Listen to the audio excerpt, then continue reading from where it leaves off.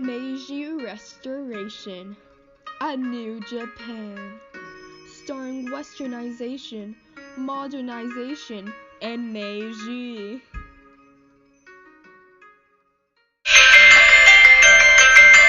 This is what you give me to work with. Well, I won't allow you in. We're going to mess up this country with our exports.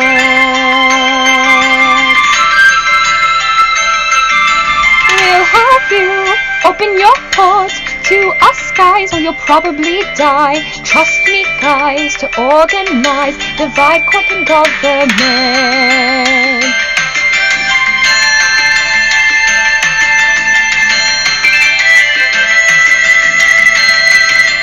1886 work on constitutions is going through. With no fortune and without some food, Japan won't have on it at all.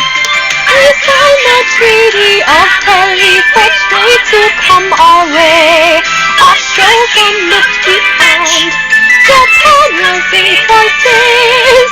Meiji Restoration in the date 1868. Emperor Meiji is put back in place. He'll bring honor to us all.